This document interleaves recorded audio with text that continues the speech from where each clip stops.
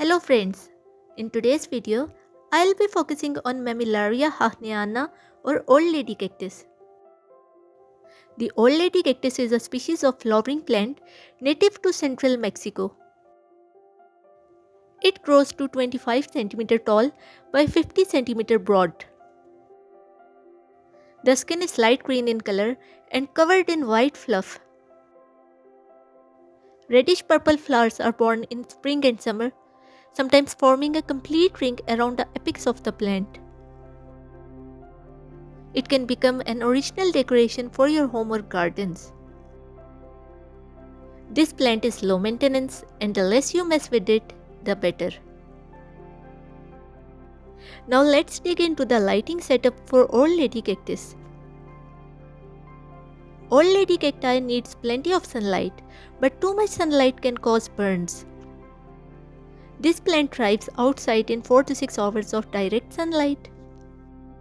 However, too much sunlight and the Old Lady Cactus start to look a little sad.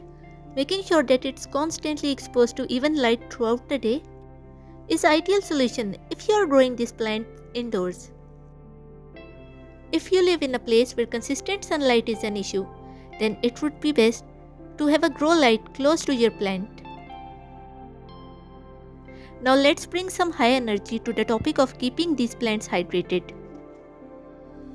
Old Lady Cactus is a drought-tolerant plant that doesn't require frequent watering. Water thoroughly when the soil is completely dry. When potted, water slowly, wait for the water to flow out the bottom. Spring, summer and falls are its growing seasons. Water once or twice a week to keep the soil slightly wet. In winter, water less, just keep the soil from drying excessively, usually once a week. Besides, water with rainwater or distilled water rather than tap water, as tap water contains lots of calcium, magnesium and other mineral salts.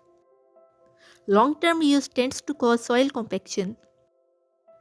Avoid splashing water on its stem when watering to prevent rotting.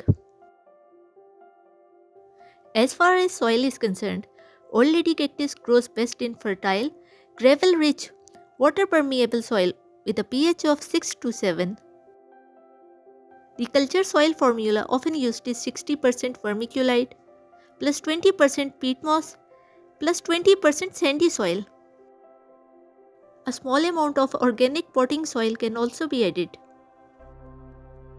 Lightweight culture media such as vermiculite can be added to improve the air permeability of the soil. Eggshell powder or vermicompost can also be added to increase the soil fertility.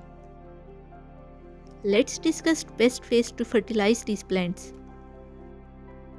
In growing seasons, fertilize Old Lady Cactus once a month with a liquid fertilizer. No fertilizer is required in winter. A small amount of slow-release fertilizer can be mixed into the soil when repotting in spring or fall. Use nitrogen fertilizer during the seedling and phosphate potassium fertilizer before and after blooming. The fertilizer concentration should be as low as possible. If the base is yellow and grows slowly, the cause may be excessive fertilizer and fertilization should be immediately stopped. Next comes pests and diseases. For the most plant, the Old Lady Cactus is a healthy plant. It barely suffers from diseases or pests. Although this plant rarely suffers from pests or diseases, the most common ones are longhorn, beetles and mold. Longhorn beetles are large insects that destroy trees and other plants. Solid mold happens when there is too much moisture or humidity. To get rid of mold or prevent it, you can add gravel or mulch to the top layer of your plant.